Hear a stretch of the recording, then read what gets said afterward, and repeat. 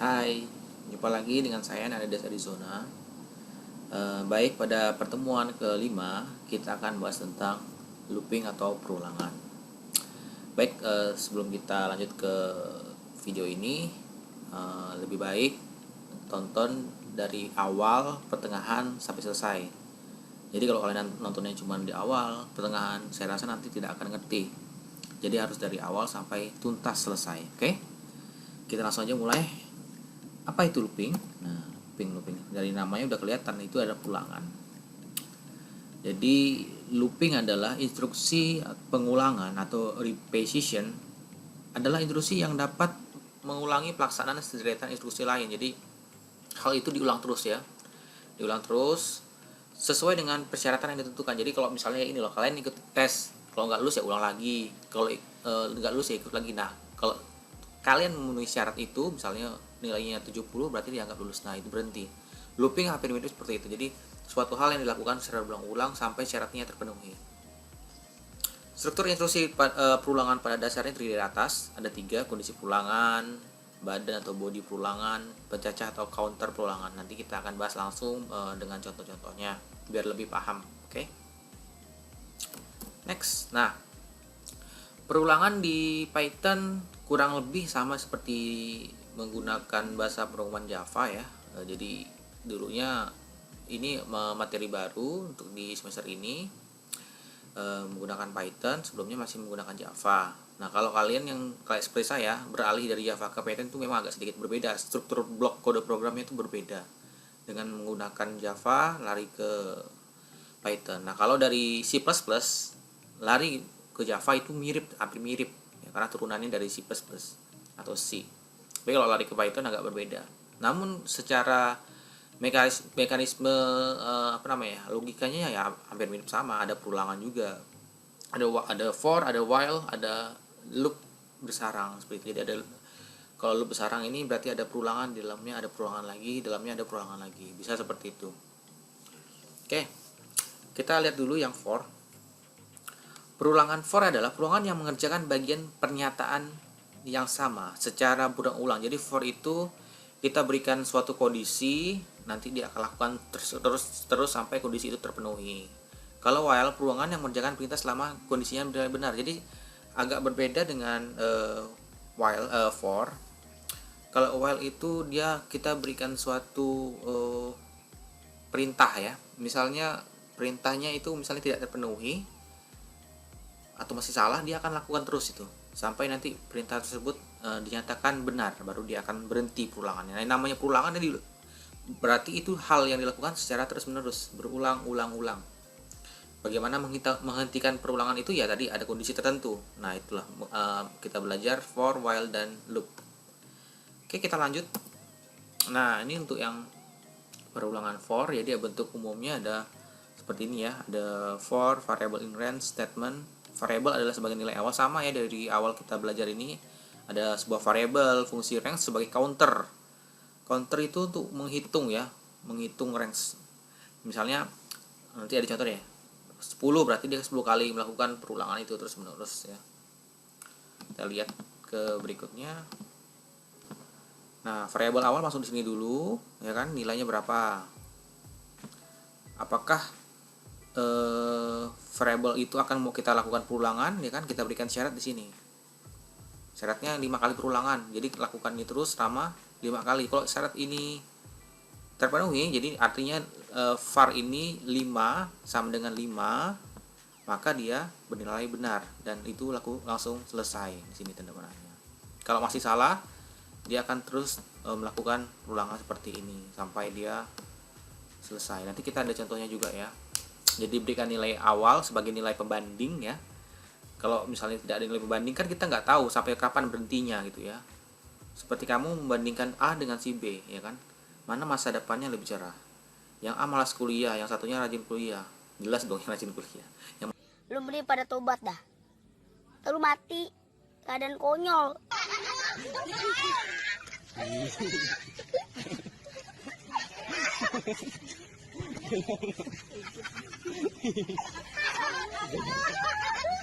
Malas kuliah mau dapat apa kan? Diajak malas kuliah gimana mau rajin dengan menghidupin kamu di masa depan kan gitu.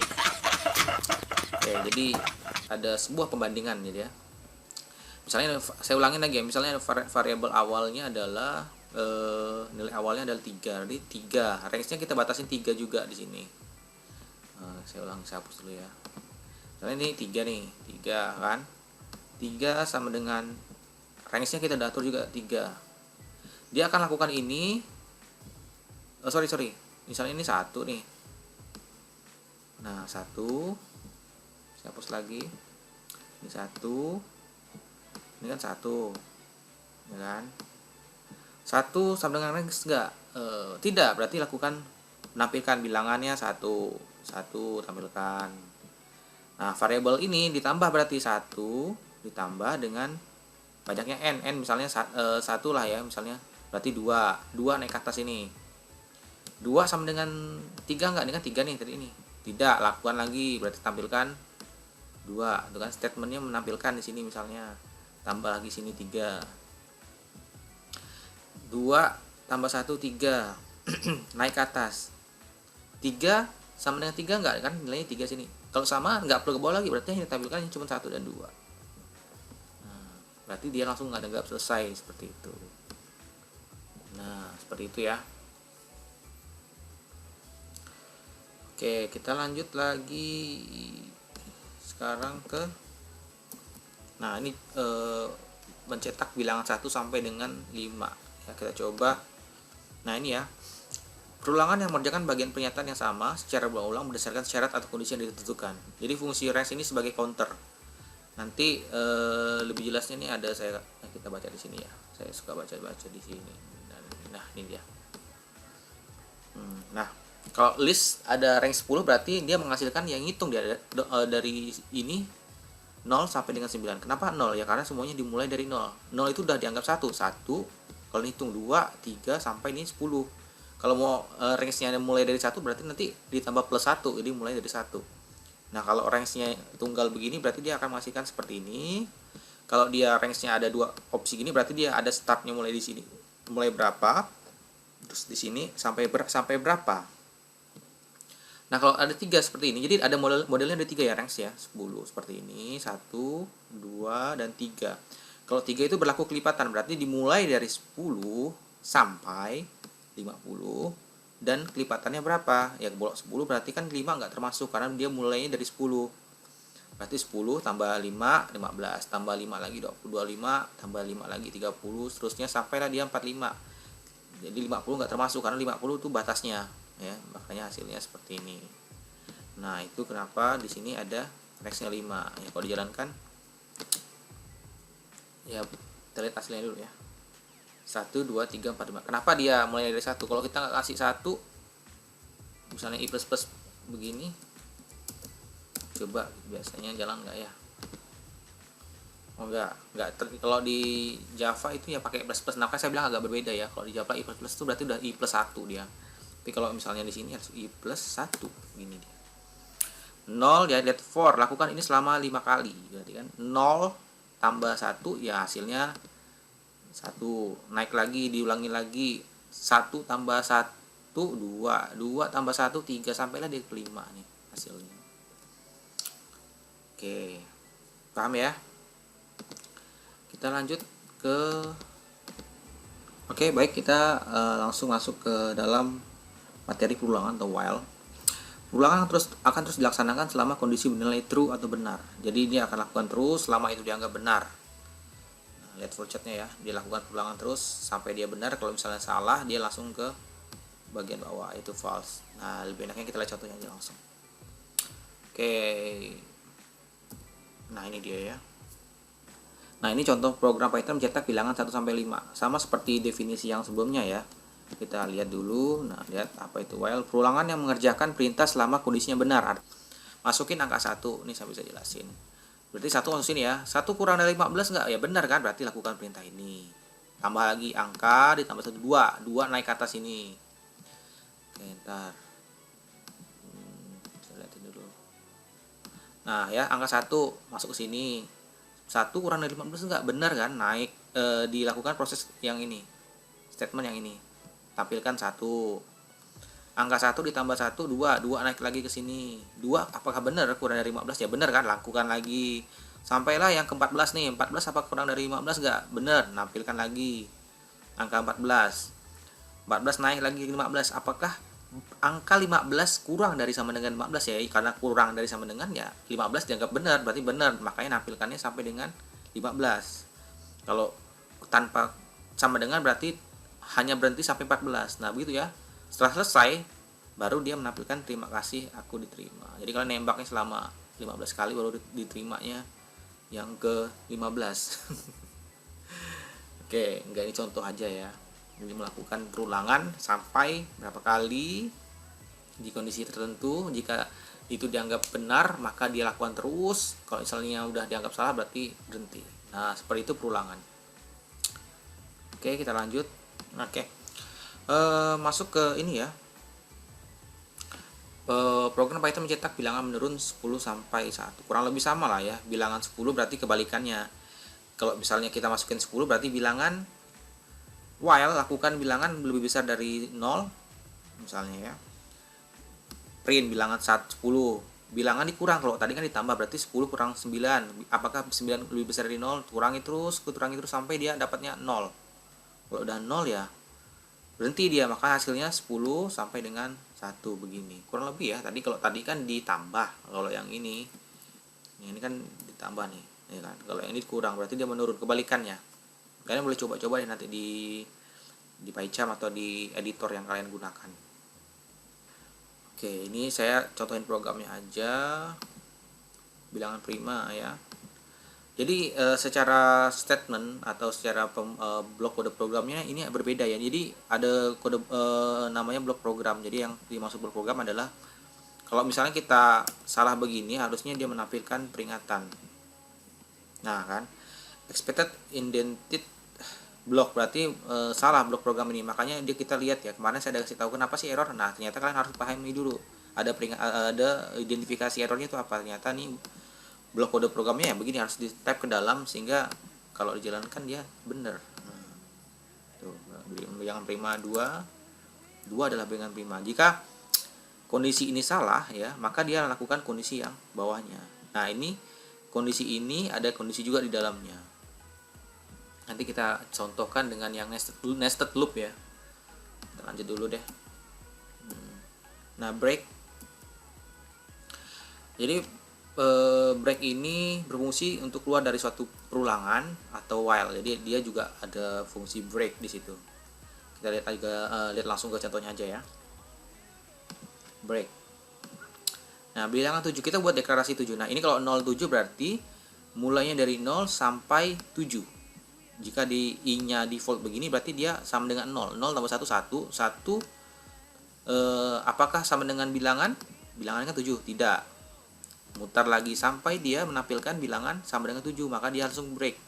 Tuh, break, selesai. Kalau nggak dikasih break ini akan looping terus sampai memori kalian penuh dan hang. Mau nggak dikasih begini ya,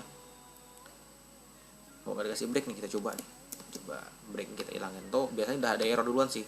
Nah ya kan, nggak boleh karena dia akan lakukan itu terus berulang-ulang, nggak dibatasin, nggak ngebreak. Apalagi kalau ininya bilangannya kita buat nggak teridentifikasi, nggak dibatasin lagi, itu biasanya error. Biasanya kalau break ini ataupun looping ini digunakan untuk pemrograman jaringan, karena biasa untuk mencari IP atau DNS kan dia lakukan terus tuh IP sekian, lacak IP sekian, jadi looping terus dia sampai menemukan IP yang aktif ataupun nanti ada range tertentu. Nah, fungsi dari perulangan itu seperti itu sebenarnya. Bilangan 7 kayak break. Dia berhenti di 7, dianggap benar maka langsung break. Jika ini benar maka dilakukan di bawah, perintah di bawahnya. Tuh, makanya sampai 7. Lanjut.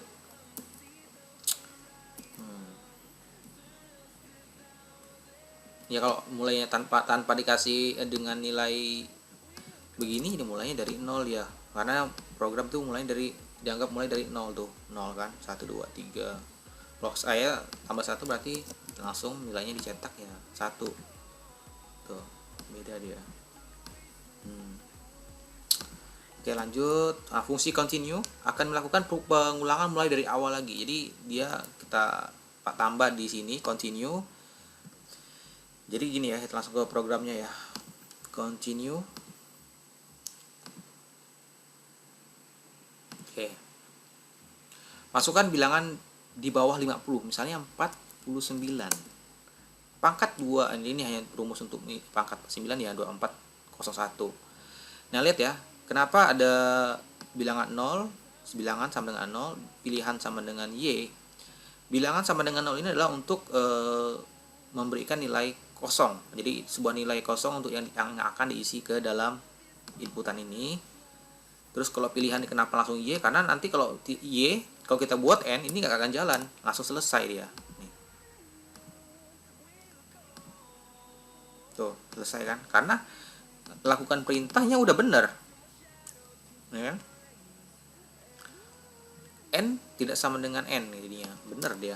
Kalau Y kan pilihan ini Y tidak sama dengan N, berarti dilakukan perintah yang ini, jadi statement yang ini dijalankan. Nah, continue fungsinya untuk kalau misalnya bilangan 51, nah bilangan melebihi angka 50, berarti if bilangan ini, nah continue itu kita selipkan di dalam statement print ini ya, di bawahnya. Dia akan ulangi lagi ke bagian atasnya sini. Input lagi. Berarti kalau 56 ulangi lagi gitu ya. Sampai syaratnya terpenuhi 40. Nah, di sini juga ada apakah ingin mengulang kembali. Kalau misalnya input ini kita isi, misalnya Y kan masuk lagi ke atas, ke while ini. Naik ke atas. Pilihan berarti adalah sama dengan ini yang kita input Y. Y tidak sama dengan N, maka lakukan lagi yang perintah ini. Seterusnya seperti itu ya. Kalau no stop berarti berhenti. Oke. Lanjut lagi nested loop. Nah, saya berikan contoh yang berbeda ya. Nested loop itu yang saya bilang tadi di dalam perulangan ada perulangan lagi, ada perulangan yang bisa seperti itu. Nah, contohnya seperti ini nih. Nested. Lihat di sini ada, saya mau menampilkan sebuah tanda bintang begini, 2, 3, 4, 5, 6. Kenapa bisa seperti ini?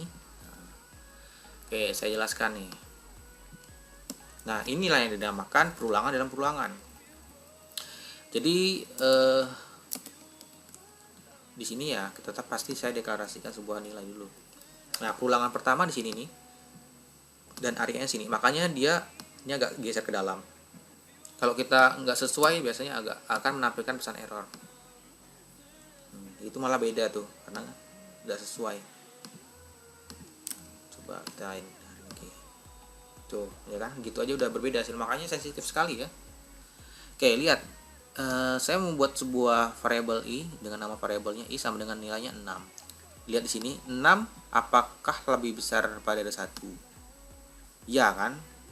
Kalau lebih besar daripada 1, lakukan perintah di bawahnya.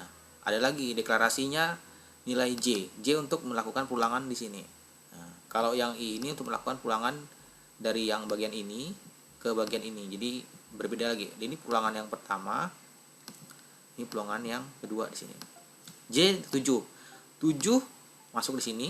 Lebih besarkah daripada nilai I? I adalah 6 kan tadi nilainya. Iya kan? 6, maka tampilkan nilainya bintangnya 1 kali. Belum selesai, 1 kali gini.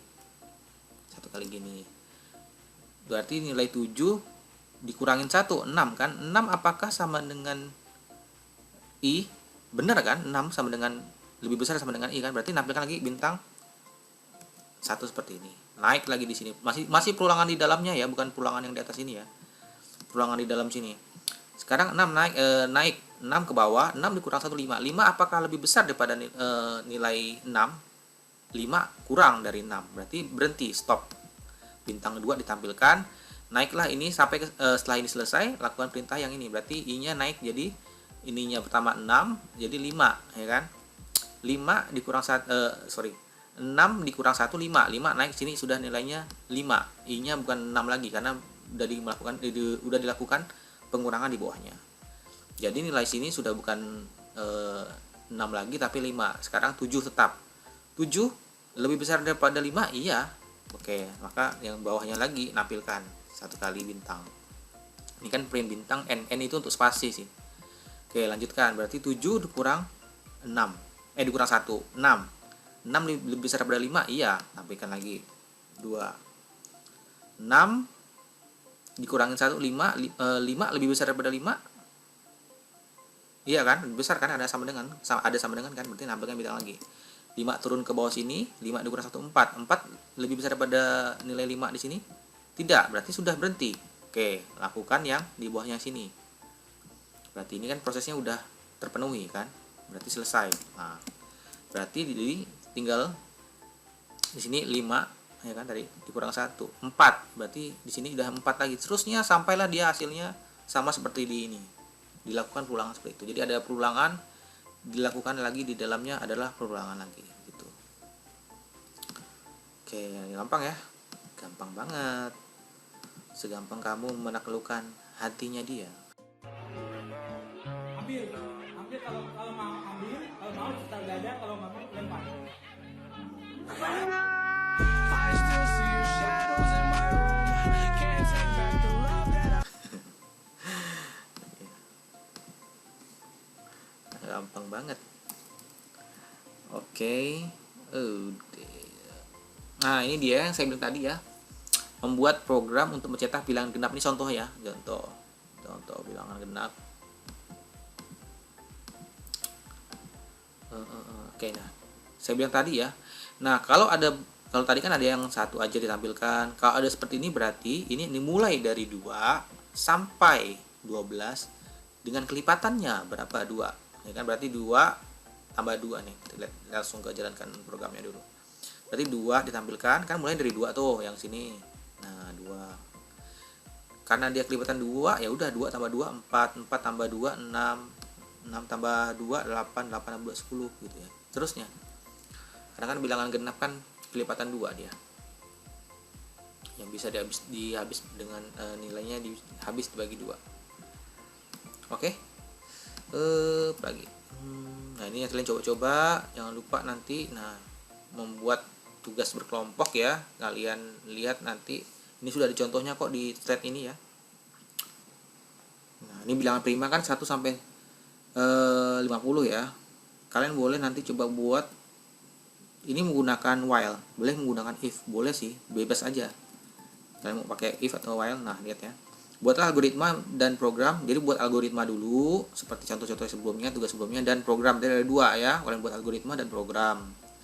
Untuk menentukan bilangan prima dari 1 sampai 200, output program dapat menampilkan bilangan tersebut dengan menggunakan instruksi for atau while. Jadi bisa menggunakan for atau menggunakan while. Jadi ulangan yang dilakukan menggunakan 2 cara, for atau while.